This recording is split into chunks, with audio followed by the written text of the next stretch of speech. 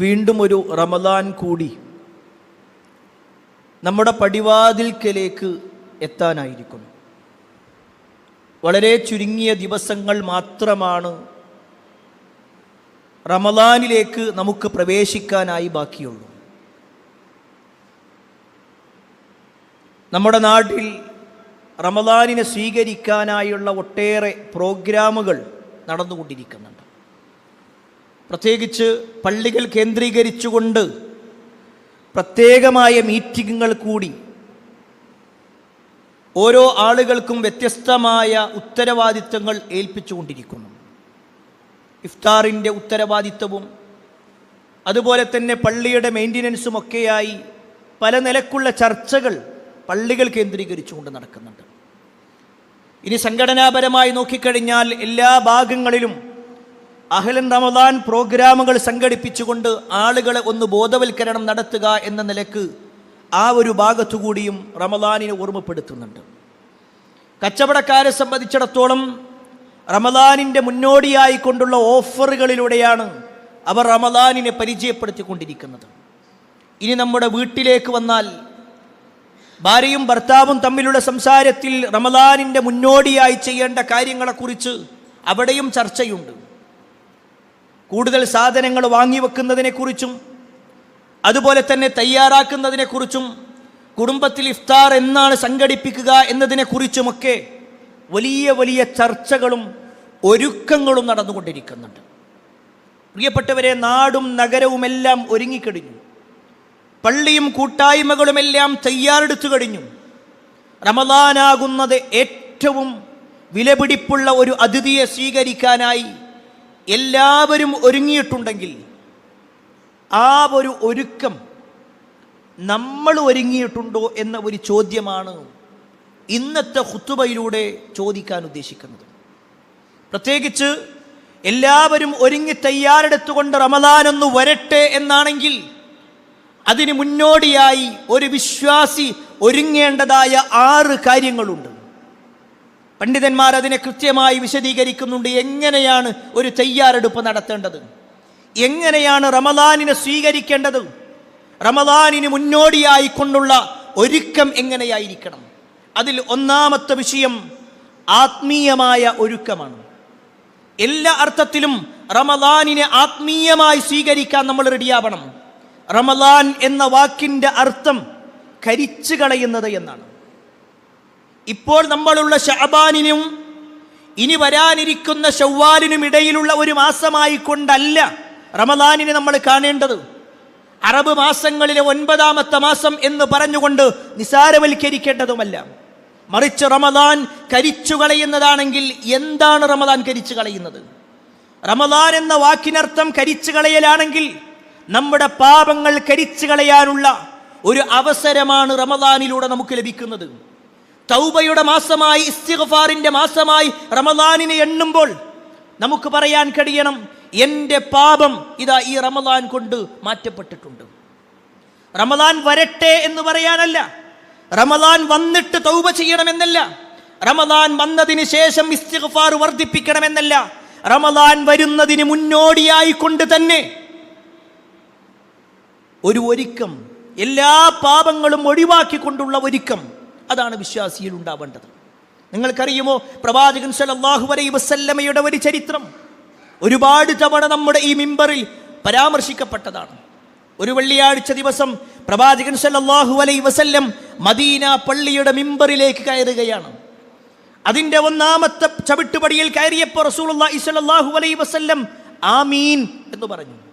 2ാമത്തെ ചവിട്ടുപടിയിൽ കയറുമ്പോഴും നബി സല്ലല്ലാഹു അലൈഹി വസല്ലം ആമീൻ എന്ന് പറഞ്ഞു. 3ാമത്തെ ചവിട്ടുപടിയിലും പ്രവാചകൻ ആമീൻ പറഞ്ഞു. സ്വഹാബത്തിന് പരിചയമില്ലാത്തതായിരുന്നു അത്, അങ്ങനെ ഒരു ആമീൻ പറച്ചിൽ. അതുകൊണ്ട് തന്നെ സ്വഹാബത്ത് ചോദിച്ചു, അല്ലാഹുവിൻ്റെ റസൂലേ, എന്തുകൊണ്ടാണ് നിങ്ങൾ ഇങ്ങനെ ആമീൻ പറഞ്ഞത്? ആ സമയത്ത് റസൂലുള്ളാഹി സ്വല്ലല്ലാഹു അലൈഹി വസല്ലം പറയുകയാണ്, ഞാൻ മിമ്പറിലേക്ക് കയറാനായി 1ാമത്തെ ചവിട്ടുപടിയിൽ കയറിയപ്പോൾ ജിബ്രീൽ, എൻ്റെ അടുക്കൽ ജിബ്രീൽ വരികയുണ്ടായി. എന്നിട്ട് ജിബ്രീൽ അലൈഹിസ്സലാം ഒരു പ്രാർത്ഥന നടത്തി, അതിനാണ് ഞാൻ ആമീൻ പറഞ്ഞത്. എന്താണ് പ്രിയപ്പെട്ടവരെ ജിബ്രീൽ അലൈഹിസ്സലാം നടത്തിയ പ്രാർത്ഥനയെന്നോ? റഗിമ അൻഫ്, ഒരു പദപ്രയോഗത്തിൽ അങ്ങനെയാണ്, ഒരു മനുഷ്യന്റെ മൂക്ക് മണ്ണിൽ കുത്തട്ടെ, അതാണ് അതിന്റെ അർത്ഥം. ഒരു ശാപത്തിന്റെ വാക്ക്. മറ്റൊരു ഹദീസിൽ ബഅുദ, അവൻ വിദൂരത്തിലാവട്ടെ, അകറ്റപ്പെടട്ടെ. അവൻ ആരുടെ കാര്യത്തിലാ പറയുന്നത്? മൻ അദ്റക റമളാൻ, ഒരു മനുഷ്യന് റമളാൻ കിട്ടി, ആ റമളാനിലൂടെ പാപമോചനം നേടാൻ കഴിയാത്തവൻ, റമളാൻ എന്ന അവസരം കിട്ടിയിട്ട് അതിലൂടെ പാപമോചനം നേടാൻ കഴിയാത്തവൻ നശിക്കട്ടെ, അവൻ വിദൂരത്തിലാവട്ടെ, അവന്റെ മൂക്ക് മണ്ണിൽ കുത്തട്ടെ, അവൻ ശപിക്കപ്പെടട്ടെ. ആരാണ് പ്രാർത്ഥിക്കുന്നത്? അള്ളാഹുവിന്റെ മുഖറബായ മലക്കുൽ മുഖറബ് എന്ന പേരിൽ അറിയപ്പെടുന്ന ജിബ്രീൽ അലൈഹിസ്സലാം. അതിനാരാ ആമീൻ പറയുന്നത്? അഷ്റഫുൽ ഖൽഖ്, സൃഷ്ടികളിൽ വെച്ച് ഏറ്റവും ഉന്നതനായ മുഹമ്മദ് മുസ്തഫ സല്ലല്ലാഹു അലൈഹി വസല്ലം ആമീൻ പറയാം. പ്രിയപ്പെട്ടവരെ, അവിടെ നമ്മൾ വിലയിരിക്കും. നമ്മുടെയൊക്കെ ജീവിതത്തിൽ 10, 20, 30 കൊല്ലങ്ങളൊക്കെ റമദാൻ അനുഭവിച്ചവരാണ് നമ്മൾ, റമദാനിലൂടെ കടിഞ്ഞുപോയവരാണ് നമ്മൾ. എന്നാൽ നമുക്ക് പറയാൻ കഴിയുമോ, ജിബ്രീൽ അലൈഹിസ്സലാം അന്ന് നടത്തിയ ആ ഒരു പ്രാർത്ഥനയിൽ, നബി സല്ലല്ലാഹു അലൈഹി വസല്ലം അന്ന് പറഞ്ഞ ആ ഒരു ആമീൻ പറച്ചിലിൽ ഞാനില്ല. കാരണം എൻ്റെ പാപങ്ങൾ പൊറുക്കപ്പെടുന്ന രൂപത്തിലാണ് ഞാൻ റമദാനിനെ സ്വീകരിച്ചിട്ടുള്ളത്, എൻ്റെ പാപങ്ങൾ പൊറുക്കുന്ന രൂപത്തിലാണ് റമദാനിനെ ഞാൻ അവസാനിപ്പിച്ചിട്ടുള്ളത്. എനിക്കുറപ്പുണ്ട്, ഞാൻ അത്രത്തോളം തൗബ ചെയ്തിട്ടുണ്ട്. അവിടെ നമ്മൾ വിലയിരുത്തണം, നമ്മുടെ ജീവിതത്തിൽ അത് ഉണ്ടായിട്ടുണ്ടോ? വിശ്വാസികളോട് അല്ലാഹു സുബ്ഹാനഹു വ തആല എടുത്തു പറയുന്ന കാര്യം, വതൂബു ഇലല്ലാഹി ജമീഅൻ അയ്യുഹൽ മുഅ്മിനൂൻ, അല്ലയോ സത്യവിശ്വാസികളെ, നിങ്ങൾ അല്ലാഹുവിലേക്ക് ഖേദിച്ചു മടങ്ങണം. ലഅല്ലകും തുഫ്ലിഹൂൻ, നിങ്ങൾ ഫലാഹുള്ള, നിങ്ങൾ വിജയികളാവണമെങ്കിൽ. നമ്മൾ വിജയികളാവണോ? നമുക്ക് വിജയം നേടണോ? എന്നാൽ ഏറ്റവും വലിയ വിജയം പാപമോചനത്തിൽ നിന്നുള്ള ഒരു രാജിയാവലാണ്, തിന്മകളിൽ നിന്നുള്ള ഒരു രാജിയാകലാണ്. ഒരു മനുഷ്യൻ എന്ന നിലക്ക് നമ്മുടെ ജീവിതത്തിൽ ഒരുപാട് തിന്മകൾ സംഭവിച്ചിട്ടുണ്ട്. പക്ഷേ ആത്മീയമായി നമ്മൾ ഒരുങ്ങണം. തിന്മ ചെയ്തുകൊണ്ട് റമദാനിലേക്ക് സ്വീകരിക്കാനല്ല, മറിച്ച് തിന്മയെല്ലാം ഒഴിവാക്കാൻ. റമദാൻ വരുന്നതിന് മുന്നോടിയായി കൊണ്ട് തന്നെ കണ്ടുകൊണ്ടിരുന്ന പലതും സ്റ്റോപ്പ് ചെയ്യണം, കേട്ടുകൊണ്ടിരുന്ന പലതും അകറ്റിവെക്കണം. കാണാൻ ആഗ്രഹിച്ച പലതുമുണ്ട്, പക്ഷേ അത് അല്ലാഹ്ക്ക് ഇഷ്ടമില്ലാത്തതാണ്, അതുകൊണ്ട് ഞാൻ ഇത് ഒഴിവാക്കുന്നു. തീരുമാനിക്കാൻ കഴിയണം. ആ ആത്മീയമായ ഒരുക്കത്തിൽപ്പെട്ടതാണ് നീയത്ത് നന്നാക്കുക എന്നുള്ളത്. ഒരു നീയത്തുണ്ടാവണം. ഈ റമദാൻ അതെന്നെ മാറ്റും, ഈ റമദാനിലൂടെ ഞാൻ എൻ്റെ ജീവിതത്തിൽ പൂർണ്ണമായൊരു മാറ്റം ഉണ്ടാക്കും, ഈ റമദാൻ പൂർണ്ണമായി വിനിയോഗിക്കുന്ന ആളുകളായി ഞാൻ മാറും. അവിടെ ഒരു ഒരുക്കം പ്രിയപ്പെട്ടവരെ നമ്മളിൽ ഉണ്ടാവണം. അതുപോലെ തന്നെ നമ്മുടെ മുൻഗാമികളെ സംബന്ധിച്ചിടത്തോളം അവരിൽ ആത്മീയമായ ഒരുക്കത്തിൽപ്പെട്ടതാണ് റമദാനിന്റെ മുന്നോടിയായി കൊണ്ട് നിരന്തരമായ പ്രാർത്ഥന. അല്ലാഹുവേ, റമദാനിനെ ഞങ്ങളിലേക്ക് നീ അടുപ്പിച്ചു തരണമേ എന്ന് പറയുന്ന ആ ഒരു തരത്തിലുള്ള പ്രാർത്ഥനകൾ നമ്മുടെ മുൻഗാമികളുടെ ചരിത്രത്തിൽ കാണുവാൻ സാധിക്കും. റമദാനിന്റെ മുന്നേ ഒരു 6 മാസക്കാലം അവർ നിരന്തരമായി പ്രാർത്ഥിച്ചു കൊണ്ടിരിക്കും, റമദാനിനെ ഞങ്ങൾക്ക് നൽകണേ, അതിൽ നന്മകൾ ചെയ്യാനുള്ള അവസരങ്ങൾ നൽകണേ, ആ നന്മകൾ കൊണ്ട് സ്വർഗം നേടാൻ കഴിയണേ എന്നിങ്ങനെ അവർ പ്രാർത്ഥിച്ചുകൊണ്ടേയിരുന്നു. റമദാൻ കഴിഞ്ഞാലോ പിന്നീടുള്ള 6 മാസം അവർ നടത്തുക, റബ്ബന തഖബ്ബൽ മിന്നാ, റബ്ബേ ഈ റമദാനിൽ ഞങ്ങൾ ഒരുപാട് ചെയ്തിട്ടുണ്ട്, അത് ഞങ്ങൾ ഇത് സ്വീകരിക്കണേ. നമസ്കരിച്ചിട്ടുണ്ട്, നോമ്പെടുത്തിട്ടുണ്ട്, സക്കാത്ത് കൊടുത്തിട്ടുണ്ട്, സ്വതക്ക കൊടുത്തിട്ടുണ്ട്, എല്ലാം ഞങ്ങളിൽ നിന്നും സ്വീകരിക്കണേ. ഇതാണ് നമ്മുടെ മുൻഗാമികളുടെ ആത്മീയമായ ഒരുക്കം. ആ ഒരു ആത്മീയമായ ഒരുക്കം പ്രിയപ്പെട്ടവരെ നമ്മളിൽ ഉണ്ടാവണം. രണ്ടാമത്തെ വിഷയം, രണ്ടാമത്തെ ഒരുക്കം ശാരീരികമായി കൊണ്ടുകൂടി ഒരു ഒരുക്കമാണ്. നമ്മൾ റമദാനിന്റെ മുന്നിലാണുള്ളത്. കഴിഞ്ഞ ആഴ്ചയിലും അതിൻ്റെ മുമ്പത്തെ ആഴ്ചയിലുമൊക്കെ ശഅബാൻ മാസത്തിന്റെ പ്രാധാന്യം നമ്മൾ വിശദീകരിച്ചു. റസൂലുള്ളാഹി സ്വല്ലല്ലാഹു അലൈഹി വസല്ലം റമദാൻ കഴിഞ്ഞാൽ ഏറ്റവും കൂടുതൽ നോമ്പെടുത്തിട്ടുള്ള മാസമാണ് ശഅബാൻ മാസം. എങ്കിൽ ആ ശഅബാനിൽ സുന്നത്ത് നോമ്പുകൾ നമ്മൾ വർദ്ധിപ്പിക്കണം.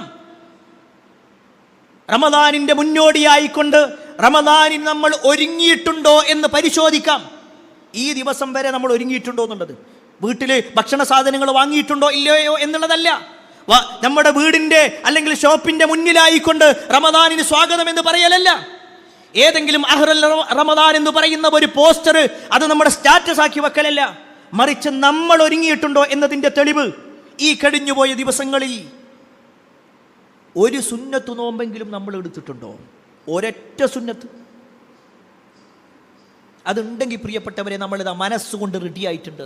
കാരണം റസൂലുള്ളാഹി സ്വല്ലല്ലാഹു അലൈഹി വസല്ലമ പറയാണ്, മൻ സ്വാമ യൗമൻ ഫീ സബീലില്ലാഹ് ബഅദല്ലാഹു വജ്ഹഹു അനിന്നാരി 70 ഖരീഫ.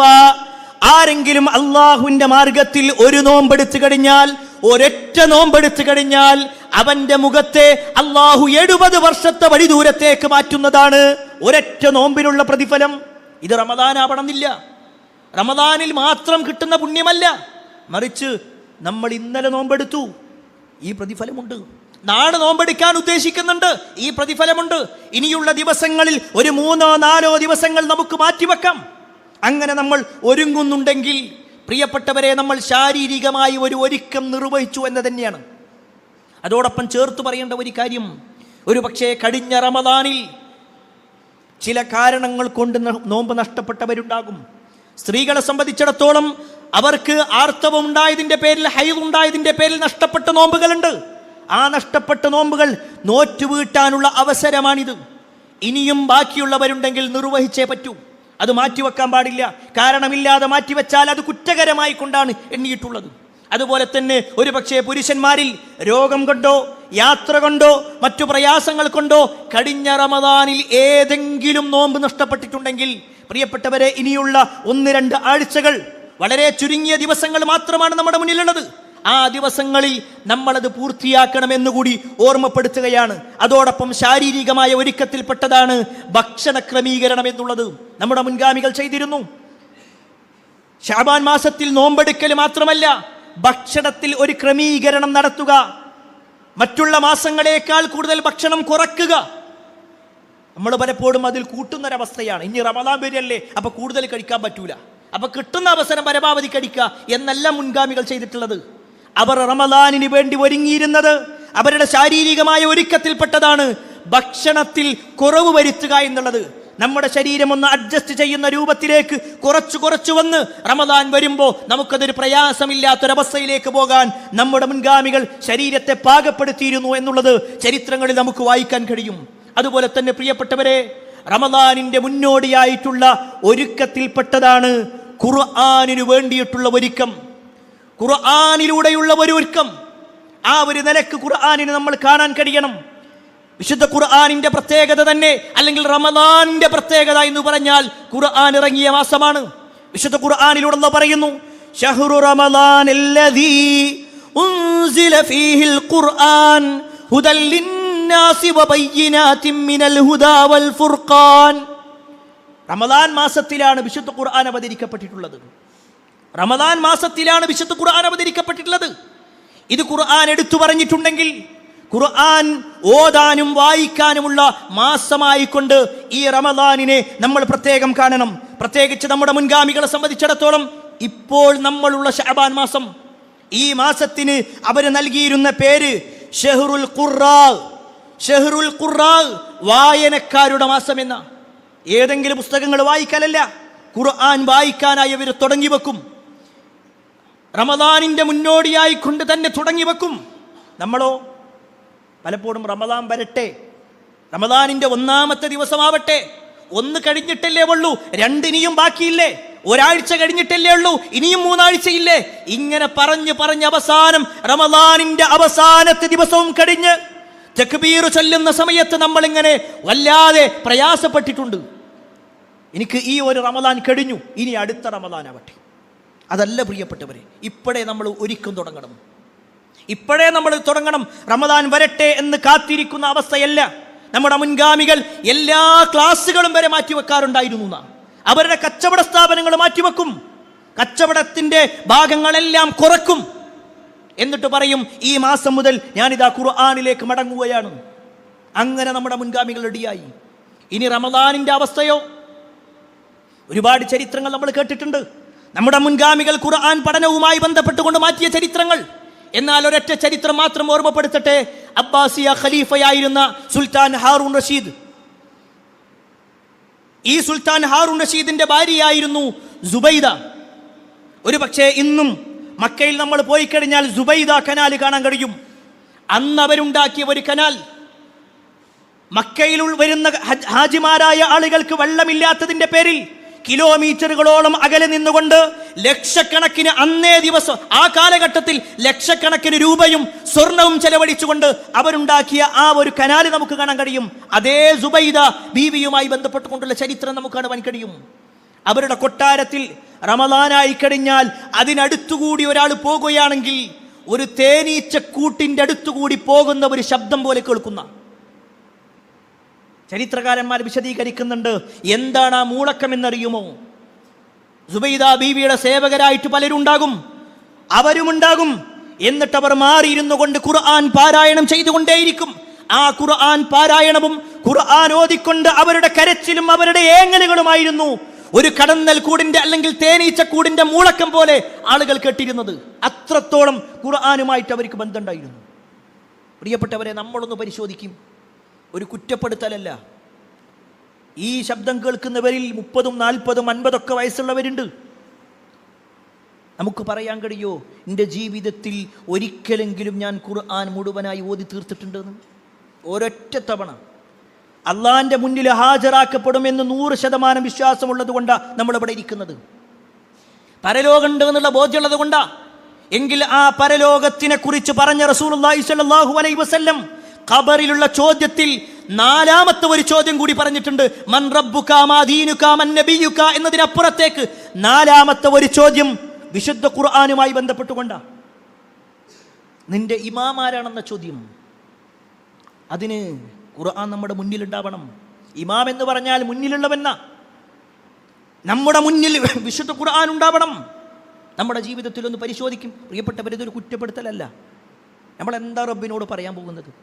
നമുക്ക് എന്ത് ന്യായമാണ് പറയാനുള്ളത്? ഒരു പക്ഷേ ഇവിടെ ഖുർആൻ ക്ലാസ്സിന് വിളിച്ചു കഴിഞ്ഞാൽ നമുക്ക് ഒരുപാട് ന്യായങ്ങളുണ്ട് പറയാൻ. എൻ്റെ ജോലി തിരക്കാണ്, എൻ്റെ വീട്ടിലെ പ്രശ്നമാണ്, ഭാര്യയ്ക്ക് പ്രയാസമാണ്, മക്കൾ ഒറ്റക്കാണ്, എന്തെല്ലാം കാരണങ്ങൾ. എന്നാൽ ഇതിലേത് കാരണം പറഞ്ഞാലാണ് അള്ളാഹിൻ്റെ മുന്നിൽ നമ്മൾ രക്ഷപ്പെടുക? നമ്മൾ സ്വയം ഒന്ന് പരിശോധിക്കട്ടോ. ഏത് കാരണം പറഞ്ഞാൽ ഇപ്പോഴും ഖുർആൻ മുന്നിൽ വെച്ചുകൊണ്ട് ഓതാൻ വേണ്ടി പറഞ്ഞാൽ നമ്മൾ പിന്നിലേക്ക് തിരിയും. ഞാൻ ആരെയും കുറ്റപ്പെടുത്താനല്ല. എന്താണ് പ്രിയപ്പെട്ടവരെ നമ്മൾ പഠിക്കാത്തത്? എന്താ ഇനിയും എന്നപ്പോൾ കാത്തിരിക്കണം? ആരെയാണ് നമ്മൾ കാത്തിരിക്കുന്നത്? ഇനി നമ്മുടെ മുന്നിൽ ഒരു ജിബ്രീൽ വരുമോ? ഇനി ഒരു പ്രവാചകൻ വരാനുണ്ടോ നമുക്ക് ഖുർആൻ ഓതിത്തരാൻ? നമ്മുടെ മുൻഗാമികളൊക്കെ ആ ഖുർആൻ ഒരു റമദാനിൽ തന്നെ 4, 5, 6, 10 ഖത്തം തീർത്ത ആളുകൾ. ഇമാം ഷാഫിഈ റഹ്മത്തുള്ളാഹിയുടെ ചരിത്രം വായിക്കുമ്പോൾ 60 തവണയാണ് ഖത്തം തീർത്തതെന്ന്. 60 തവണ. ആ ഇമാം ഷാഫിയുടെ കൂടെ സ്വർഗത്തിൽ എത്തണം എന്നാണ് നമ്മൾ ആഗ്രഹിക്കുന്നത്. കഴിയോ? സ്വഹാബത്തിന്റെ അടുക്കൽ നിന്നും ദീനി കേട്ട താബികളുടെ ചരിത്രം കാണാൻ കഴിയും. സ്വഹാബത്തിന്റെ ചരിത്രം കാണാൻ കഴിയും. അവരൊക്കെ ഖുർആനിലൂടെയായിരുന്നു ജീവിച്ചിരുന്നത്. പ്രിയപ്പെട്ടവരെ, ഇപ്പം നമ്മളൊരു തയ്യാറെടുപ്പ് നടത്തുകയാണെങ്കിൽ ഈ റമദാനിലെങ്കിലും നമുക്കൊരു മാറ്റം ഉണ്ടാക്കാൻ കഴിയും. ഖുർആനിലൂടെയുള്ള ഒരുക്കം നമുക്ക് നടത്താൻ കഴിയും. 4ാമത്തെ വിഷയം പണ്ഡിതന്മാർ വിശദീകരിക്കുന്നു. വൈജ്ഞാനികമായ ഒരുക്കമുണ്ടാവണം. ആത്മീയമായും ശാരീരികമായും ഖുർആനികമായി കൊണ്ടുള്ള ഒരുക്കവും മാത്രമല്ല, വൈജ്ഞാനികമായ ഒരുക്കം. അഥവാ റമദാനിന് മുന്നോടിയായിക്കൊണ്ട് റമദാനിനെ കുറിച്ചൊന്ന് പഠിക്കണം. റമദാനിൻ്റെ പോരിശകൾ അറിയണം. ഓരോ കർമ്മങ്ങളുടെയും മഹത്വങ്ങൾ അറിയണം. റമദാനിലുള്ള നോമ്പ് സാധാരണ നോമ്പ് പോലെയല്ല. അതിൽ പ്രത്യേകമായ പ്രതിഫലങ്ങളുണ്ട്. കാരണം റസൂലുള്ളാഹി സ്വല്ലല്ലാഹു അലൈഹി വസല്ലം പറഞ്ഞു, മൻ സാമ റമദാന ഈമാനൻ വഹ്തിസാബാ ഗുഫിറ ലഹു മാ തഖദ്ദമ മിൻ ദംബിഹി. ആരെങ്കിലും റമദാനിൽ ഈമാനോടെയും ഇഹ്തിസാബോടെയും നോമ്പെടുത്തു കഴിഞ്ഞാൽ ഗുഫിറ ലഹു മാ തഖദ്ദമ മിൻ ദംബിഹി, അവന്റെ കടിഞ്ഞു പോയ പാപങ്ങളെല്ലാം അല്ലാഹു പൊറുത്തു കൊടുക്കുന്നതാണ്. അതുപോലെ തന്നെ തറാബീഹിനും പുണ്യം പറയുകയാണ്. മൻ ഖാമ റമദാന ഈമാനൻ വഹ്തിസാബാ ഗുഫിറ ലഹു മാ തഖദ്ദമ മിൻ ദംബിഹി. ആരെങ്കിലും റമദാനിൽ നിന്ന് നമസ്കരിക്കുകയാണെങ്കിൽ, തറാബീഹ് നമസ്കരിക്കുകയാണെങ്കിൽ, ഗുഫിറ ലഹു മാ തഖദ്ദമ മിൻ ദംബിഹി, അവന്റെ കടിഞ്ഞുപോയ പാപങ്ങൾ അല്ലാഹു പൊറുത്തു കൊടുക്കുന്നതാണ്. ഇഅ്തികാഫിനും പുണ്യമുണ്ട്. ഇങ്ങനെ ഒരുപാട് പുണ്യങ്ങൾ, എല്ലാത്തിനും പുണ്യം. പക്ഷെ എന്തുകൊണ്ടാണ് നമ്മൾ ആ പുണ്യങ്ങൾ പലപ്പോഴും ബാക്കിലേക്ക് പോകുന്നത് എന്ന് ചോദിച്ചാൽ, ആ പുണ്യത്തിൻ്റെ ആഴം നമ്മൾ മനസ്സിലാക്കിയിട്ടില്ല എന്നുള്ളതാണ്. ഇപ്പോഴും നോമ്പിൻ്റെ വിഷയത്തിൽ ഒരുപാട് സംശയങ്ങളിലാണ്. പ്രത്യേകിച്ച് നോമ്പിൻ്റെ അഹ്കാമുകളുമായി ബന്ധപ്പെട്ടുകൊണ്ട് കർമ്മശാസ്ത്രപരമായ വിഷയങ്ങൾ നോക്കിക്കഴിഞ്ഞാൽ ഇപ്പോഴും ക്ലിയർ അല്ല. നോമ്പ് മുറിയുന്ന കാര്യങ്ങൾ എന്തൊക്കെയാ ഇപ്പോഴും സംശയമാണ്. നോമ്പിൽ എന്തെല്ലാം കാര്യങ്ങൾ അനുവദനീയമാണ് അത് പല ആളുകൾക്കും അറിയൂല. അതുകൊണ്ടാ പലരും തലയിൽ എണ്ണ തേച്ച് കഴിഞ്ഞാൽ നോമ്പ് മുറിയെന്ന് വിശ്വസിക്കുന്ന ആളുകളുണ്ട്. ഇപ്പോഴും നല്ല തണുപ്പ് കാരണത്താൽ ഒരാൾ തല നനക്കുകയാണെങ്കിൽ അവന്റെ നോമ്പ് മുറിയുമെന്ന് വിശ്വസിക്കുന്നവരുണ്ട്. ഒരാൾ സാധാരണ അവന്റെ ഉമിനീരം നരക്കിയാൽ അതുകൊണ്ട് തന്നെ നോമ്പ് മുറിയുമെന്ന് വിശ്വസിക്കുന്ന ആളുകളുണ്ട്. അവിടെയാണ് നമ്മൾ റമദാനിന്റെ മുന്നോടിയായിക്കൊണ്ട്, റമദാൻ വരട്ടെ എന്നല്ല, റമദാനിന്റെ മുന്നോടിയായി വൈജ്ഞാനികമായ ഒരു അറിവ്, ഒരു ഒരുക്കം നമ്മളിൽ ഉണ്ടാവുക. അറിവ് നേടാനുള്ള ഒരുക്കം എന്തെല്ലാം സാഹചര്യങ്ങൾ ഇതുമായി ബന്ധപ്പെട്ടുകൊണ്ടുണ്ടെന്ന് മനസ്സിലാക്കണം. അതുപോലെ തന്നെ ഫിത്ർ സക്കാത്തുമായി ബന്ധപ്പെട്ടുകൊണ്ട് ഇതൊന്നും ഇപ്പോഴും പല ആളുകൾക്കും അറിയൂല. എത്ര കാലമായി നമ്മളൊക്കെ നോമ്പെടുക്കാൻ തുടങ്ങിയിട്ട് ഇപ്പോഴും ഇതുപോലുള്ള ഒരുപാട് മസ്അലകളുമായി ബന്ധപ്പെട്ടുകൊണ്ട് സംശയങ്ങളിലാണ്. എങ്കിൽ പ്രിയപ്പെട്ടവരെ, റമദാനിന്റെ മുന്നോടിയായി അതിന് പറ്റുന്ന പുസ്തകങ്ങൾ വായിക്കുക, അതിന് പറ്റുന്ന പ്രസംഗങ്ങൾ കേൾക്കുക. നമുക്കെല്ലാ സൗകര്യങ്ങളുണ്ട്, ആ സൗകര്യങ്ങൾ നമ്മൾ ഉപയോഗപ്പെടുത്തുക. അല്ല റമദാൻ വരട്ടെ എന്ന് പറഞ്ഞുകൊണ്ട് അതിൻ്റെ 7-10 ദിവസങ്ങളൊക്കെ കഴിഞ്ഞിട്ട് പിന്നെയാണ് പടച്ച റബ്ബേ ഞാനത് ചെയ്തത് നോമ്പ് മുറിയുന്ന കാര്യമാണല്ലോ എന്ന് തെറ്റിദ്ധരിക്കുന്ന അവസ്ഥ. അതില്ലാതിരിക്കാൻ നേരത്തെ തന്നെ അത് പഠിക്കുക എന്നുള്ളതാണ്. ഇനി 5ാമത്തെ വിഷയം, റമദാനിന്റെ മുന്നോടിയായിട്ടുള്ള ഒരുക്കത്തിൽപ്പെട്ടതാണ് സാമൂഹികമായി കൊണ്ടൊരു ഒരുക്കമുണ്ടാകുക എന്നുള്ളത്. സാമൂഹികമായി കൊണ്ട് ഒരുക്കമുണ്ടാവണം. സമൂഹത്തിനെ സംബന്ധിച്ചിടത്തോളം എല്ലാ അർത്ഥത്തിലും സമൂഹം റെഡിയാണ്. പക്ഷേ ആ സമൂഹത്തിലുള്ള നമ്മൾ ശ്രദ്ധിക്കേണ്ടതായ ചില കാര്യങ്ങളുണ്ട്. പ്രത്യേകിച്ച് നമ്മുടെ കുടുംബവുമായി ബന്ധപ്പെട്ടുകൊണ്ട് നമ്മുടെ കുടുംബത്തിൻ്റെ വിഷയത്തിൽ ഒരു ഒരുക്കമുണ്ടാവുക. അവരെ എന്ന് നമ്മൾ നോമ്പ് തുറക്കാനായിട്ട് ക്ഷണിക്കണം. സാമൂഹികമായി കൊണ്ട് നമ്മൾ എന്തെല്ലാം ചെയ്യേണ്ടതുണ്ട്. ഇനി അതുമാത്രമല്ല, കുടുംബത്തിൽ വല്ല പ്രയാസങ്ങൾ ഉണ്ടായിട്ടുണ്ടെങ്കിൽ, പിണക്കങ്ങൾ ഉണ്ടായിട്ടുണ്ടെങ്കിൽ, വ്യക്തികൾക്കിടയിൽ പിണക്കങ്ങൾ ഉണ്ടായിട്ടുണ്ടെങ്കിൽ അതെല്ലാം മാറ്റി നിർത്താനുള്ളതാണ്. നമ്മൾ കഴിഞ്ഞ വെള്ളിയാഴ്ച സൂചിപ്പിച്ച ഒരു ഹദീസ് നിങ്ങൾക്ക് ഓർമ്മ ഉണ്ടാകും. ശഅബാൻ മാസം എന്ന് പറഞ്ഞാൽ കർമ്മങ്ങൾ അല്ലാഹുവിലേക്ക് ഉയർത്തപ്പെടുന്നതാണ്.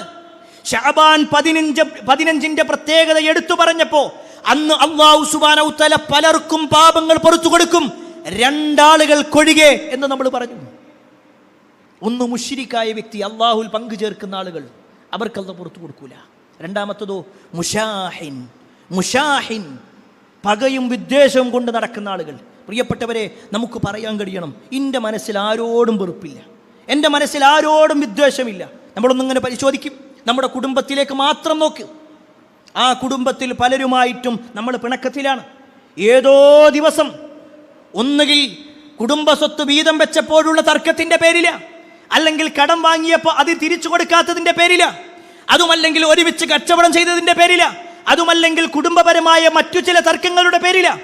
എന്നോ നടന്ന തർക്കം ഇപ്പോഴും അകൽച്ചയിലാണ് പല കുടുംബക്കാരോടും, അല്ലേ? കുടുംബ ബന്ധങ്ങൾ മാത്രമല്ല, വൈയക്തിക ബന്ധങ്ങൾ, അയൽപക്ക ബന്ധങ്ങൾ, കൂട്ടുകെട്ടുകൾ, ഇങ്ങനെ നോക്കിക്കഴിഞ്ഞാൽ പലരുമായിട്ടും പ്രശ്നത്തിലാണെങ്കിൽ പ്രിയപ്പെട്ടവരെ, അങ്ങനെയുള്ള ആളുകൾ നോമ്പിനെ സ്വീകരിച്ചിട്ട് കാര്യമല്ല. കാരണം അവൻ്റെ കർമ്മങ്ങൾ അല്ലാഹുവിലേക്ക് ഉയരണ്ടേ. അവൻ്റെ കർമ്മങ്ങൾ അല്ലാഹുവിലേക്ക് ഉയരണമെങ്കിൽ അവൻ ആദ്യം ജനങ്ങളുമായിട്ടുള്ള ബന്ധം നന്നാക്കണം. നിങ്ങൾക്കറിയുമോ, റസൂലുള്ളാഹി സ്വല്ലല്ലാഹു അലൈഹി വസല്ലം ഒരാളെക്കുറിച്ച് പറഞ്ഞു, അയാൾ സ്വർഗാവകാശിയാണ്. നബി സല്ലല്ലാഹു അലൈഹി വസല്ലമയും സഹാബത്തും ഇങ്ങനെ ഇരിക്കുക. ആ ഇരിക്കുന്ന സദസ്സിൽ വെച്ചുകൊണ്ട് നബി സല്ലല്ലാഹു അലൈഹി വസല്ലം പറഞ്ഞു, ഇതാ ഈ സമയത്ത് യത്ലു അലൈക്കുമുൽ ആന റജുലുൻ മിൻ അഹ്ലിൽ ജന്ന, ഇതാ ഇപ്പോ സ്വർഗാവകാശിയായ ഒരാൾ ഈ സദസ്സിലേക്ക് വന്നെത്തി നോക്കും. ഈ ഹദീസ് റിപ്പോർട്ട് ചെയ്യുന്നത് അനസ് റളിയല്ലാഹു അൻഹുവാണ്. അദ്ദേഹം പറയാണ്, ഞങ്ങളെല്ലാവരും ഇങ്ങനെ അതിൻ്റെ വാതിലിൻ്റെ ഭാഗത്തേക്ക് ഇങ്ങനെ നോക്കി, ആരാണ് ആ ഭാഗ്യവാൻ എന്നുള്ളത്. ആ സമയത്തതാ ഒരാൾ വുളു എടുത്തുകൊണ്ട് താടിയൊക്കെ നനഞ്ഞ് അയാൾ ഇങ്ങനെ വരുന്നുണ്ട്. അയാളുടെ ഇടത്തെ കയ്യിൽ അയാളുടെ 2 ചെരിപ്പുകളും പിടിച്ചിട്ടുണ്ട്. എന്നിട്ട് അയാൾ ഇങ്ങനെ പ്രവാചകന്റെ സദസ്സിലേക്ക് ഇങ്ങനെ എത്തി നോക്കി. എന്നിട്ട് അയാൾ അങ്ങനെ പോയി. അന്നാരും പറഞ്ഞില്ല അയാളോട്. നബി സല്ലല്ലാഹു അലൈഹി വസല്ലം പിറ്റേ ദിവസം അതേ വാചകം വീണ്ടും ആവർത്തിച്ചു, ഈ സമയത്ത് നിങ്ങളിലേക്ക് സ്വർഗാവകാശിയായ ഒരാൾ എത്തി നോക്കും. കഴിഞ്ഞ ദിവസം ആരാണോ എത്തി നോക്കിയത് അതേ വ്യക്തി അതേപോലെ വുളു എടുത്തുകൊണ്ട് തൻ്റെ ഇടത്തെ കയ്യിൽ ചെരിപ്പും പിടിച്ചുകൊണ്ട് നബിയുടെ സദസ്സിലേക്ക് എത്തി നോക്കി.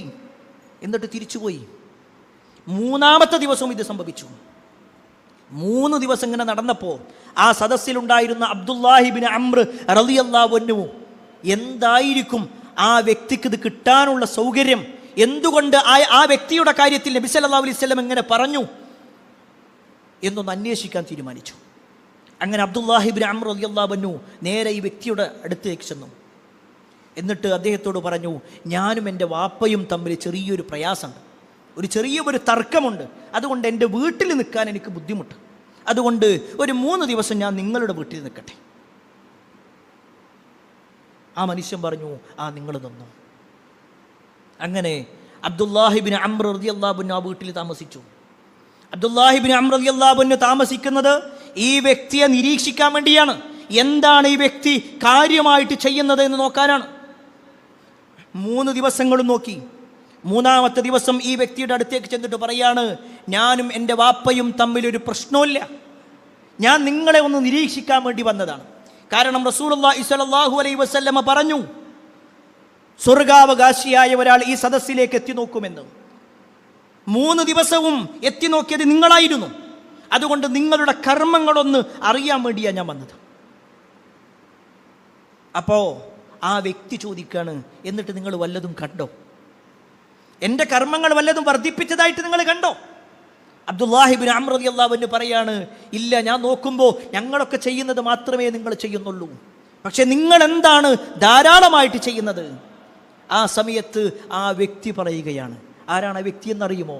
സഅദ് ബിൻ അബി വഖാസ് റളിയല്ലാഹു അൻഹു. അദ്ദേഹം പറയാണ്, അബ്ദുല്ലാ, ഞാൻ കാര്യമായിട്ടൊന്നും ചെയ്യുന്നില്ല. സാധാരണ നിങ്ങളൊക്കെ ചെയ്യുന്ന കാര്യങ്ങൾ തന്നെയാണ് ചെയ്യുന്നത്. പക്ഷേ ഒരു കാര്യം ഞാൻ ഉറപ്പിക്കാം, എനിക്ക് ഒരാളോടും ഒരു വെറുപ്പോ വിദ്വേഷമോ അസൂയയോ പകയോ ഒരാളോടുമില്ല. ഇത് ആ വ്യക്തി പറഞ്ഞതും അബ്ദുല്ലാഹി ഇബ്നു അംർ റളിയല്ലാഹു അൻഹു പറയാണ്, ഹാദിഹില്ലതി ബലഗതു ബിഹി വഹിയല്ലതി ലാ നുതീഖ്. ഇതന്നെയാണ് നിങ്ങൾക്കത് കിട്ടാനുള്ള കാരണം. പക്ഷേ പല ആളുകൾക്കും ഇതിലേക്ക് എത്താൻ കഴിയുന്നില്ല. പ്രിയപ്പെട്ടവരെ, നമ്മളൊന്ന് പരിശോധിക്കാം, നമ്മൾ സ്വയം ഒന്ന് പരിശോധിക്കാം. നമ്മളിൽ എത്ര ആളുകൾക്ക് ആ ഒരു കാര്യം എടുത്തു പറയാൻ കഴിയും? നമ്മുടെ സഹോദരന്മാരുടെ വിഷയത്തിൽ, നമ്മുടെ കുടുംബക്കാരുടെ വിഷയത്തിൽ, നമ്മുടെ സുഹൃത്തുക്കളുടെ വിഷയത്തിൽ ഒരാളോടും എനിക്ക് പകയില്ല, എനിക്ക് വിദ്വേഷമില്ല എന്ന് പറയാൻ കഴിയുമോ? അവിടെയാണ് നമ്മുടെ മുൻഗാമികൾ ആ ഒരു തരത്തിലുള്ള മാറ്റം തയ്യാറാക്കിയത്. അതുപോലെ തന്നെ സാമൂഹികമായ ഒരുക്കത്തിൽപ്പെട്ട വളരെ പ്രധാനപ്പെട്ട കാര്യമാണ് മറ്റുള്ളവരെ നോമ്പ് തുറപ്പിക്കുക എന്നുള്ളത്. വലിയ പുണ്യം കിട്ടുന്ന കാര്യം, സാമൂഹികമായി കൊണ്ട് നമ്മൾ വിളിക്കേണ്ട ഒരു കാര്യമാണത്. നമ്മുടെ കുടുംബത്തിലും പരിചയത്തിലും അയൽപക്കത്തിലുള്ള ആളുകളെ വിളിച്ചുകൊണ്ട് നോമ്പ് തുറപ്പിക്കുക എന്നുള്ളത്. പ്രത്യേകിച്ച് റസൂലുള്ളാഹി സ്വല്ലല്ലാഹു അലൈഹി വസല്ലം അതിൻ്റെ പുണ്യമായിട്ട് എണ്ണി പറയുകയാണ്, മൻ ഫത്തറ സ്വായിമൻ കാന ലഹു മിസ്ലു അജ്രിഹി ഗൈറ അന്നഹു ലാ യൻഖുസു മിൻ അജ്രി സ്വായിമി ഷൈഅ. ആരെങ്കിലും നോമ്പുകാരനായ ഒരാളെ വിളിച്ചുകൂട്ടി അയാളെ നോമ്പ് തുറപ്പിച്ചാൽ ആ നോമ്പെടുത്ത വ്യക്തിക്ക് എത്രയാണോ പ്രതിഫലം, അതിൽ ഒന്നും കുറയാത്ത രൂപത്തിൽ നോമ്പ് തുറപ്പിച്ചവനും കിട്ടും. നമ്മൾ ഒരാളെ നോമ്പ് തുറപ്പിച്ചാൽ നമ്മുടെ നോമ്പിൻ്റെ പ്രതിഫലവും അയാളുടെ നോമ്പിൻ്റെ ഫലവും നമുക്ക് കിട്ടും. അയാൾക്ക് വേറുണ്ട്. അയാൾക്കുള്ള പ്രതിഫലം എത്രയാണോ അല്ലാഹു കൊടുക്കുന്നത്, അതിൽ ലാ യൻഖുസു, കുറവ് വരാത്ത രൂപത്തിൽ നമുക്ക് കിട്ടും. അതുകൊണ്ടാണ് നമ്മുടെ മുൻഗാമികളിൽപ്പെട്ട ഇമാം അബൂ ഹനീഫത്തുൽ കൂഫി റഹ്മത്തുള്ളാഹി അലൈഹിയുടെ ഉസ്താദായ ഹമ്മാദ് ബിൻ സലമ റഹ്മത്തുള്ളാഹി അലൈഹി വലിയ പണ്ഡിതനാണ്. അതോടൊപ്പം തന്നെ അദ്ദേഹം സാമ്പത്തികമായി കുറച്ച് കഴിവുള്ള ആളായിരുന്നു. ചരിത്രത്തിൽ കാണുവാൻ സാധിക്കും, എല്ലാ റമദാനിലും എല്ലാ ദിവസത്തിലും 500 ആളുകളെ വിളിച്ചുകൊണ്ട് അദ്ദേഹം നോമ്പ് തുറപ്പിക്കും. 500 ആളെ എല്ലാ ദിവസവും, ഏതെങ്കിലും ഒരു ദിവസമല്ല, എല്ലാ ദിവസവും. എന്നിട്ടോ നോമ്പ് തുറപ്പിച്ചതിന് ശേഷം എല്ലാ നോമ്പും കഴിഞ്ഞാൽ 500 ആളുകൾക്ക് ഭക്ഷണവും അദ്ദേഹം കൊടുക്കുന്നു, 500 ആളുകൾക്ക് വസ്ത്രവും കൊടുക്കും. അതിന് അദ്ദേഹത്തോട് കാരണം അന്വേഷിച്ചു, അതിന് മാത്രം വലിയ പൈസ ഉണ്ടോ? അതിന് അദ്ദേഹം പറഞ്ഞ എന്താണെന്നറിയോ? എനിക്ക് കിട്ടുന്ന ഈ ഒരവസരം അത് ഞാൻ ഉപയോഗപ്പെടുത്തുക. പണം എടുത്തു വെച്ചിട്ട് കാര്യമില്ല, എടുത്തു വെച്ചത് കൊണ്ട് കാര്യമില്ല. ഞാൻ എത്രത്തോളം നോമ്പ് തുറപ്പിക്കുന്നുണ്ടോ അതിനനുസരിച്ചുകൊണ്ട് അത്രയും ആളുകളുടെ പ്രതിഫലം എനിക്ക് കിട്ടും. 500 ആളെ നോമ്പ് തുറപ്പിച്ചാൽ 500 + 1 501 ആളുകളുടെ നോമ്പെടുത്ത പ്രതിഫലം കിട്ടും. പ്രിയപ്പെട്ടവരെ, വലിയ പുണ്യമുള്ള കാര്യമാണ്. പക്ഷേ പല ആളുകളും അതിനെ നിസ്സാരവൽക്കരിക്കുന്നു എന്നതൊരു സത്യമാണ്. 6ാമത്തെ വിഷയം, റമദാനിൻ്റെ മുന്നോടിയായി കൊണ്ടുള്ള ഒരുക്കത്തിൽപ്പെട്ടതാണ് ദിനചര്യകളുമായി ബന്ധപ്പെട്ടുകൊണ്ടുള്ള ഒരു ഒരുക്കമുണ്ടാവുക എന്നുള്ളത്. നമ്മൾ റമദാനിൻ്റെ മുന്നോടിയായി ഭക്ഷണത്തിൽ ക്രമീകരണം നടത്തുന്നതോടൊപ്പം നമ്മുടെ നമസ്കാരവുമായി ബന്ധപ്പെട്ടുകൊണ്ടും നമ്മുടെ ദിനചര്യകളുമായി ബന്ധപ്പെട്ടുകൊണ്ടും ചില മാറ്റങ്ങൾ ഉണ്ടാവണം. ഇപ്പോഴും സുബഹിക്ക് എഴുന്നേൽക്കാത്ത ആളുകളുണ്ട്. അവരോടാണ് ഓർമ്മപ്പെടുത്താനുള്ളത്, റമദാനിൽ മാത്രമായി കൊണ്ട് ഒരു സുബഹി നമസ്കാരം നബി സല്ലല്ലാഹു അലൈഹി വസല്ലം പഠിപ്പിച്ചിട്ടില്ല. ഒരാൾ സുബഹി നിസ്കരിക്കണില്ല എന്ന് പറഞ്ഞാൽ അവൻ്റെ ജീവിതത്തിൽ ഒരു ബറക്കത്തുമില്ല എന്നാണ്. ഒരു സുബഹി ജമാഅത്ത് നഷ്ടപ്പെടുക എന്ന് പറഞ്ഞാൽ അവൻ്റെ വീട് കരിച്ചു കളയുന്ന രൂപത്തിലാണ് ഇസ്ലാമിക നിയമമുള്ളത്. സുബഹി വീട്ടിൽ നിസ്കരിക്കേണ്ടതല്ല. മനുഷ്യ സഹജമായി എപ്പോഴെങ്കിലും ഉറക്കത്തിൽപ്പെട്ടുപോയി, നമ്മൾ ഉണർന്നപ്പോഴേക്ക് ജമാഅത്ത് നഷ്ടപ്പെട്ടു പോയി എങ്കിൽ അപ്പോൾ ഓർമ്മ വന്നാൽ അല്ലെങ്കിൽ ഉണർന്ന സമയത്ത് നിർവഹിക്കുക. അതല്ലാതെ സ്ഥിരമായി സുബഹി നമസ്കാരം നഷ്ടപ്പെടുത്തുന്ന, ജമാഅത്ത് നഷ്ടപ്പെടുത്തുന്ന, പള്ളിയിൽ പോകാത്ത ആളുകളുണ്ട്. പ്രിയപ്പെട്ടവരെ, നമ്മൾ ഗൗരവത്തിലെടുക്കണം. അതുപോലെ തന്നെ ദിനചര്യയിൽപ്പെട്ട വലിയ ഒരു കാര്യമാണ് രാത്രി നമസ്കാരം എന്നുള്ളത്. പലരും കാത്തിരിക്കുകയാണ് റമദാൻ വരട്ടെ എന്നിട്ട് വേണം തറാവീഹ് തുടങ്ങാൻ. ശരിയാണ്, തറാവീഹ് റമദാനിൽ തന്നെയാണ്. പക്ഷേ നബി സല്ലല്ലാഹു അലൈഹി വസല്ലം റമദാനിൽ മാത്രമായി കൊണ്ടല്ല രാത്രി നമസ്കരിച്ചിട്ടുള്ളത്. ഇന്നലെയും നമസ്കരിക്കാമായിരുന്നു, ഇന്നും നമസ്കരിക്കാം. രാത്രി നമസ്കാരങ്ങൾ നമ്മുടെ മുൻഗാമികളൊക്കെ വലിയ പ്രാധാന്യത്തോടു കൂടിയാണ് കണ്ടിരുന്നത്. നിങ്ങൾക്കറിയുമോ, സ്വഹാബിമാരുടെ കൂട്ടത്തിൽപ്പെട്ട ശദ്ദാദ് ബിൻ ഔസ് റളിയല്ലാഹു അൻഹു, അദ്ദേഹം വീട്ടിലേക്ക് വന്നു കഴിഞ്ഞാൽ, രാത്രി ഉറങ്ങാനായിട്ട് വീട്ടിലേക്ക് വന്നാൽ ചരിത്രത്തിൽ കാണാൻ കഴിയും, ഒരു തിളച്ച ചട്ടിയിലിങ്ങനെ കടുകിട്ട് കഴിഞ്ഞാൽ അല്ലെങ്കിൽ ധാന്യമണികൾ ഇട്ട് കഴിഞ്ഞാൽ അതിങ്ങനെ പൊട്ടിത്തെറിക്കുന്ന രൂപത്തിൽ, അതിങ്ങനെ അങ്ങോട്ടും ഇങ്ങോട്ടും തെറിക്കുന്ന രൂപത്തിൽ അദ്ദേഹത്തിന് കിടക്കാൻ കഴിയാത്തൊരവസ്ഥ. അദ്ദേഹം തിരിഞ്ഞും മറിഞ്ഞിങ്ങനെ കിടക്കും, അദ്ദേഹത്തിന് ഉറക്കം വരില്ല. ആ സമയത്ത് അദ്ദേഹം നടത്തുന്ന ഒരു പ്രാർത്ഥനയുണ്ട്, അല്ലാഹുമ്മ ഇന്നന്നാർ ഖദ് അദ്ഹബത അന്നിൻ നൗം. അല്ലാഹുവേ, നരകത്തെക്കുറിച്ചുള്ള ഓർമ്മ അല്ലെങ്കിൽ അതിനെക്കുറിച്ചുള്ള ഭയം എന്നിൽ നിന്ന് ഉറക്കത്തെ അകറ്റിക്കളഞ്ഞുകൊണ്ടിരിക്കുകയാണ്. നമ്മളൊന്ന് ആലോചിച്ച് നോക്ക്, നമുക്ക് നമസ്കാരം നിർവഹിക്കാത്തതിൻ്റെ പേരിൽ, രാത്രി നിസ്കാരം ഒഴിവാക്കിയതിൻ്റെ പേരിൽ ഉറക്കം നഷ്ടപ്പെട്ടവരല്ല നമ്മൾ. ഒരു പക്ഷേ രാത്രി 12 മണിവരെയും 1 മണിവരെയും ഫോണിലിങ്ങനെ ചാറ്റ് ചെയ്തുകൊണ്ടും മെസ്സേജ് അയച്ചുകൊണ്ടും അല്ലെങ്കിൽ റീലുകൾ കണ്ടുകൊണ്ടും സിനിമ കണ്ടുകൊണ്ടും ചെലവഴിക്കുന്നവരുണ്ടാകും സമൂഹത്തിൽ. പക്ഷേ പ്രിയപ്പെട്ടവരെ, നമ്മളൊന്ന് ആലോചിച്ച് നോക്കി, രാത്രി നമസ്കാരത്തിന് വേണ്ടി അങ്ങനെ ഒരു സമയം മാറ്റി വെച്ചിട്ടുണ്ട് നമ്മൾ. റമദാൻ വരട്ടെ എന്ന് പറഞ്ഞ് കാത്തിരിക്കണ്ട, അതിന് മുന്നോടിയായിക്കൊണ്ട് നമ്മുടെ മുൻഗാമികളൊക്കെ ആ നരകത്തിൻ്റെ ഭയപ്പാടോടുകൂടി നിർവഹിച്ചിട്ടുണ്ടെങ്കിൽ നമുക്ക് കഴിയണം ഒരു 3 റക്അത്തെങ്കിലും, ഒരു 5 റക്അത്തെങ്കിലും, എത്രയാണോ നമുക്ക് കഴിയുന്നത് ആ രാത്രി നമസ്കാരം ഇന്നു മുതൽ തന്നെ തുടങ്ങാൻ നമുക്ക് സാധിക്കേണ്ടതുണ്ട്. ഈ പറഞ്ഞ ഓരോ ഒരുക്കങ്ങളും നമ്മുടെ ജീവിതത്തിൽ ശ്രദ്ധ കൊടുക്കേണ്ട വിഷയങ്ങളാണ്. അല്ലാഹു സുബ്ഹാനഹു വ തആല ഏറ്റവും നല്ല രൂപത്തിൽ റമദാനാകുന്ന അതിഥിയെ സ്വീകരിക്കുന്ന ആളുകളിൽ നമ്മെ ഏവരെയും ഉൾപ്പെടുത്തുമാറാവട്ടെ. അൽഹംദുലില്ലാഹി റബ്ബിൽ ആലമീൻ വസ്സലാത്തു വസ്സലാമു അലാ റസൂലില്ലാഹ് വഅലാ ആലിഹി വഅസ്ഹാബിഹി അജ്മഈൻ, അമ്മാ ബഅദ്. പ്രിയപ്പെട്ട സഹോദരങ്ങളെ, സത്യവിശ്വാസികളെ, അള്ളാഹുവിൻ്റെ വിധിവിലക്കൾ അനുസരിച്ചുകൊണ്ടും പ്രവാചകൻ സല്ലല്ലാഹു അലൈഹി വസല്ലമയുടെ ജീവിതചര്യ പിൻപറ്റിക്കൊണ്ടും ജീവിക്കണമേ എന്ന് ഒരിക്കൽ കൂടി എന്നോടൊന്ന് പോലെ നിങ്ങൾ ഓരോരുത്തരോടും ഉണർത്തുകയാണ്, വസീയത്ത് ചെയ്യുകയാണ്. റമദാനിൻ്റെ മുന്നോടിയായി ഒരു വിശ്വാസി ഒരുങ്ങേണ്ടതായ 6 കാര്യങ്ങളെക്കുറിച്ചാണ് ഓർമ്മപ്പെടുത്തിയത്. എന്നാൽ റമദാനിൽ മാത്രമല്ല, റമദാനിൻ്റെ മുന്നോടിയായും റസൂലുള്ളാഹി സ്വല്ലല്ലാഹു അലൈഹി വസല്ലമയും മുൻഗാമികളും നിർവഹിച്ച വലിയ ഒരു പുണ്യപ്രവർത്തനമാണ് ദാനധർമ്മങ്ങൾ വർദ്ധിപ്പിക്കുക എന്നുള്ളത്. പ്രത്യേകിച്ച് റസൂലുള്ളാഹി സ്വല്ലല്ലാഹു അലൈഹി വസല്ലമയെ സംബന്ധിച്ച് ഹദീസിൽ കാണുവാൻ സാധിക്കും, കാന അജ്വദുന്നാസ്, നബി സല്ലല്ലാഹു അലൈഹി വസല്ലം അടിച്ചു വീശുന്ന ഒരു കാറ്റിനെ പോലെ എന്താണോ കയ്യിലുള്ളത് അത് കൊടുക്കുന്ന അവസ്ഥയായിരുന്നു. എത്രയാണുള്ളത് അത് കൊടുക്കും. അത്രത്തോളം ദാനധർമ്മങ്ങൾക്ക് പ്രാധാന്യമുള്ള മാസങ്ങളിലൂടെയാണ് നമ്മൾ പോയിക്കൊണ്ടിരിക്കുന്നത്. അത് കേവലം റമദാൻ വരട്ടെ എന്ന് പറഞ്ഞുകൊണ്ട് കാത്തിരിക്കേണ്ടതില്ല. അതിൻ്റെ മുമ്പും നമ്മുടെ മുൻഗാമികൾ ധാരാളമായി കൊണ്ട് ധർമ്മം ചെയ്തിട്ടുണ്ട്. പ്രത്യേകിച്ച് ധർമ്മം ചെയ്യുക എന്നുള്ളത്, ദാനം ചെയ്യുക എന്നുള്ളത് അള്ളാഹുവിന് കടം കൊടുക്കുക എന്നാണ് ഇസ്ലാം പഠിപ്പിക്കുന്നത്. അള്ളാഹ്ക്ക് കടം കൊടുക്കുക. നമ്മൾ അള്ളാഹ്ക്ക് വല്ലതും കൊടുക്കേണ്ടതുണ്ടോ? അള്ളാഹ്ക്ക് വല്ല സമ്പത്തിൻ്റെയും ആവശ്യമുണ്ടോ? എന്നാൽ അള്ളാഹുവിന് ആരാണോ കടം കൊടുക്കുന്നത് അള്ളാഹു അത് ഇരട്ടിക്കിരട്ടിയായി നൽകുന്ന. നമുക്ക് പരിചയമുള്ള ഒരു വ്യക്തി വലിയ സമ്പന്നനാണ്. ഒരു വഴിയിൽ വെച്ചുകൊണ്ട് നമ്മൾ അദ്ദേഹത്തെ കണ്ടു. അയാൾ പറയാണ്, എൻ്റെ പേഴ്സ് നഷ്ടപ്പെട്ടു, എൻ്റെ ഫോണിലെ ഗൂഗിൾ പേ ആണെങ്കിൽ വർക്ക് ചെയ്യുന്നില്ല, നിങ്ങൾ അത്യാവശ്യമായിട്ട് 1000 രൂപ തരണം എന്ന് പറഞ്ഞാൽ ഒരു മടിയും കൂടാതെ നമ്മൾ കൊടുക്കും. കാരണം അയാൾ വലിയ സമ്പന്നനാണ്. നമ്മൾ കൊടുത്താൽ ആ പണമോ അല്ലെങ്കിൽ അതിൽ കൂടുതലോ തരാൻ കഴിവുള്ള ആളാണ്. ഒരു പക്ഷേ നമ്മൾ പിന്നീട് എപ്പോഴെങ്കിലും നമ്മൾ വല്ല സഹായം ചോദിച്ചാൽ, വലിയ സഹായം ചോദിച്ചാൽ പോലും തരാൻ കഴിവുള്ള ആളാണ്. അങ്ങനെ ഒരാൾക്ക് നമ്മൾ സാമ്പത്തികമായിട്ട് സഹായിക്കൂലേ? അങ്ങനെ ഒരാൾക്ക് നമ്മൾ സാമ്പത്തികമായി കടം കൊടുക്കൂലേ? എങ്കിൽ പ്രിയപ്പെട്ടവരെ, അല്ലാഹു സുബ്ഹാനഹു വ തആല വിശുദ്ധ ഖുർആനിലൂടെ ചോദിക്കുകയാണ്, മൻദല്ലദീ യുഖ്രിദുല്ലാഹ ഖർളൻ ഹസന.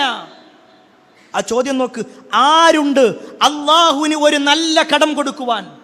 അള്ളാഹ്ക്ക് കടം കൊടുക്കാൻ ആരെങ്കിലും ഉണ്ടോ? അള്ളാഹിന്റെ ചോദ്യം. അള്ളാഹ്ക്ക് ആരുടെയും സമ്പത്ത് ആവശ്യമല്ല. പക്ഷേ അള്ളാഹിന്റെ മാർഗത്തിൽ ഒരാൾ കൊടുക്കുക എന്നുള്ളത് അള്ളാഹ്ക്കുള്ള കടമായിട്ടാണ് നിന്നത്. എന്നിട്ട് അള്ളാഹ് പറയാണ്, ഫയുളാഇഫഹു ലഹു. അങ്ങനെ ആരെങ്കിലും കൊടുത്തു കഴിഞ്ഞാൽ അള്ളാഹുവിന് ആരാണോ കൊടുക്കുന്നത് അവനത് ഇരട്ടിക്കിരട്ടിയായി അള്ളാഹു വർദ്ധിപ്പിക്കുന്നതുമാണ്. വലഹു അജ്റുൻ കരീം. അയാൾക്ക് മാന്യമായ പ്രതിഫലവും അള്ളാഹു നൽകും. ഇരട്ടിക്കിരട്ടിയായി കൊടുക്കുമെന്ന് മാത്രമല്ല, അതിനപ്പുറം അള്ളാഹു കരീമായ മാന്യമായ ഒരു പ്രതിഫലം അയാൾക്ക് നൽകുകയും ചെയ്യും. പ്രിയപ്പെട്ടവരെ, വലിയ പ്രതിഫലം കിട്ടുന്ന കാര്യമാണ് ദാനധർമ്മം എന്നുള്ളത്, അള്ളാഹ്ക്കുള്ള കടം. എങ്കിൽ പ്രിയപ്പെട്ടവരെ, നമുക്കൊരുപാട് അവസരങ്ങളുണ്ട്. ആ അവസരങ്ങളിൽ ഒരവസരം ഓർമ്മപ്പെടുത്തട്ടെ, നമ്മുടെ ഈ പള്ളിയുമായി ബന്ധപ്പെട്ടുകൊണ്ട്. അൽഹംദുലില്ലാഹ്, അള്ളാഹുവിൻ്റെ അപാരമായ അനുഗ്രഹത്താൽ, അതിനുശേഷം നമ്മളിൽ പലരുടെയും സാമ്പത്തികമായ സഹായം കാരണത്താൽ നമ്മുടെ പള്ളി ഏകദേശം നല്ല റാഹത്തിൽ തന്നെയുള്ളത്.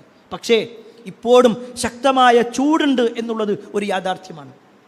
ഒരു പക്ഷേ ഇനി അങ്ങോട്ട് റമദാനിലേക്ക് കടക്കുമ്പോൾ ഈ പാലക്കാടിൻ്റെ ചൂട് ഞാൻ പ്രത്യേകിച്ച് പറയേണ്ടതില്ല. എന്നേക്കാൾ കൂടുതൽ അതിനെക്കുറിച്ച് അറിയുന്നവർ നിങ്ങളാണ്. എങ്കിൽ നമ്മളിവിടെ ഏതാനും AC വാങ്ങുക എന്നുള്ളത് ഉദ്ദേശിക്കുന്നുണ്ട്. വലിയ ഒരു ചെലവ് അതിനുണ്ട് എന്നുള്ളത് പ്രത്യേകം ഓർമ്മപ്പെടുത്തേണ്ടതില്ലല്ലോ. ഒരു പക്ഷേ നമ്മുടെ വീട്ടിലൊക്കെ നമ്മുടെ കുട്ടികളൊന്ന് ചൂടിനെക്കുറിച്ച് പരാതി പറഞ്ഞാൽ, നമ്മുടെ ഭാര്യ അതിനെക്കുറിച്ചൊന്ന് പരാതി പറഞ്ഞാൽ, എത്ര ത്യാഗം ചെയ്തുകൊണ്ടും നമ്മളത് വാങ്ങിക്കൊടുക്കും. കാരണം നമ്മൾ അവരെ സ്നേഹിക്കുന്നുണ്ട്. എങ്കിൽ പ്രിയപ്പെട്ടവരെ, അള്ളാഹിൻ്റെ പള്ളിയിലേക്ക്, അള്ളാഹുവിൻ്റെ ഭവനത്തിലേക്ക് നമ്മളാൽ കഴിയുന്ന രൂപത്തിൽ ഒരു സഹായം, നമ്മളാൽ കഴിയുന്ന രൂപത്തിലുള്ള ഒരു സഹായം നമ്മൾ നൽകണമെന്ന് പ്രത്യേകം ഓർമ്മപ്പെടുത്തുകയാണ്. ആ ഒരു അവസരം നമ്മൾ ഉപയോഗപ്പെടുത്തണമെന്ന് കൂടി ഓർമ്മപ്പെടുത്തുന്നു. അല്ലാഹു സുബ്ഹാനഹു വ തആല എല്ലാ അർത്ഥത്തിലും നന്മകൾ ചെയ്ത് ജീവിക്കുന്ന ആളുകളിൽ നമ്മെ ഏവരെയും ഉൾപ്പെടുത്തുമാറാവട്ടെ. ഒരുപാട് ആളുകൾ പ്രാർത്ഥന കൊണ്ട് വസിയത്ത് നൽകിയിട്ടുണ്ട്. പ്രത്യേകിച്ച് നമ്മുടെ ഈ പള്ളിയുമായിട്ടൊക്കെ ഒരുപാട് സഹകരിച്ച ഒരു സഹോദരൻ, അദ്ദേഹം ഗൾഫിൽ നിന്ന് ആക്സിഡൻറ്റ് പറ്റി നാട്ടിലെത്തിയിട്ടുണ്ട്. അദ്ദേഹത്തിന് ശാരീരികമായ ചില ബുദ്ധിമുട്ടുകളുണ്ട്. നമ്മൾ ഓരോരുത്തരും പ്രാർത്ഥനയിൽ അദ്ദേഹത്തെ കൂടി ഉൾപ്പെടുത്തുക. അദ്ദേഹത്തിൻ്റെ പ്രയാസങ്ങളൊക്കെ അള്ളാഹു മാറ്റിക്കൊടുക്കുമാറാവട്ടെ. അതുപോലെ തന്നെ നമ്മുടെ പള്ളിയിൽ വരാറുള്ള ഒരു സഹോദരൻ, അദ്ദേഹം ഇപ്പോഴും ഹോസ്പിറ്റലിൽ അഡ്മിറ്റാണ് എന്നാണ്. ചില പ്രയാസങ്ങൾ കാരണത്താൽ അള്ളാഹു സുബ്ഹാനഹു വ തആല അദ്ദേഹത്തിൻ്റെയും ശാരീരികമായ പ്രയാസങ്ങൾ മാറ്റിക്കൊടുക്കുമാറാവട്ടെ. കഴിഞ്ഞ ആഴ്ചയിലും അതിനു മുമ്പ് നമ്മൾ ഓർമ്മപ്പെടുത്തിയ ഒരു കുട്ടിയുടെ കാര്യം, 10 വയസ്സുള്ള ഒരു പെൺകുട്ടിയുടെ കാര്യം, ഇന്ന് ആ കുട്ടിക്കൊരു മേജർ സർജറി പറഞ്ഞിരിക്കുകയാണ്. ആ കുട്ടിയുടെ രക്ഷിതാക്കൾ ഇന്നലെയും ഓർമ്മപ്പെടുത്തിയിരുന്നു പ്രാർത്ഥനയിൽ ഉൾപ്പെടുത്തണമെന്ന് പറഞ്ഞിട്ട്. അല്ലാഹു സുബ്ഹാനഹു വ തആല ആ കുട്ടിക്ക് എന്താണോ ഖൈറുള്ളത് ആ ഖൈറിലേക്ക് എത്തിക്കുമാറാവട്ടെ. പരിപൂർണമായ ശമനം അല്ലാഹു സുബ്ഹാനഹു വ തആല നൽകുമാറാവട്ടെ. നമ്മുടെ കുടുംബത്തിലും നമ്മുടെ പരിചയത്തിലുമൊക്കെ ഒരുപാട് ആളുകൾ രോഗികളായി പ്രയാസപ്പെടുന്നുണ്ട്. അവരുടെ എല്ലാം പ്രയാസങ്ങൾ അല്ലാഹു നീക്കി കൊടുക്കുമാറാവട്ടെ. സാമ്പത്തികമായും ശാരീരികമായും മാനസികമായും ബുദ്ധിമുട്ടുന്നവർ നമുക്കിടയിലുണ്ട്. നമ്മുടെ എല്ലാ പ്രയാസങ്ങളും അല്ലാഹു നീക്കി തരുമാറാവട്ടെ. നമ്മുടെ മാതാപിതാക്കൾക്ക് അല്ലാഹു സ്വർഗം നൽകുമാറാവട്ടെ. اللهم اغفر للمؤمنين والمؤمنات والمسلمين والمسلمات الأحياء منهم والأموات إنك مجيب الدعوات يا قاضي الحاجات. اللهم أجرنا من النار، اللهم أجرنا من النار، اللهم أجرنا من النار. ربنا آتنا في الدنيا حسنة وفي الآخرة حسنة وقنا عذاب النار. آمين آمين برحمتك يا أرحم الراحمين والحمد لله.